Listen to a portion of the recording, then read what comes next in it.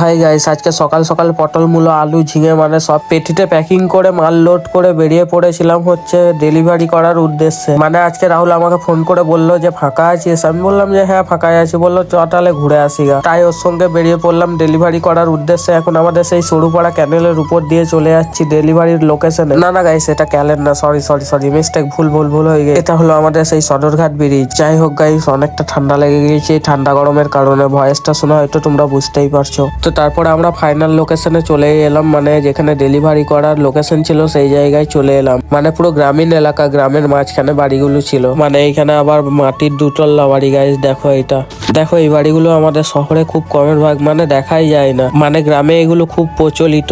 আর গরমকালে এই বাড়িগুলোতে থেকে তো মজাই আলাদা, মানে এসি আর লাগবে না। তো যাই হোক, তারপর মালগুলো আস্তে আস্তে নামিয়ে ডেলিভারি করে আমাদের টোটোটাকে ফাঁকা করে বসে পড়লাম হালকা করে রেস্ট নিতে। তো যাই হোক, এরপর আমরা পেমেন্ট নেবো আর বাড়ি যাবো। বাড়ির দিকে অবশেষে রওনাও দিয়ে দিলাম। তো এই বাজে ব্লগটা এতটা পর্যন্তই। শরীর খারাপ কারণে ভালোভাবে ভিডিও ব্লগ দিতে পারছি না। শেষ পর্যন্ত দেখলে একটা কমেন্ট করে যাও। বাই।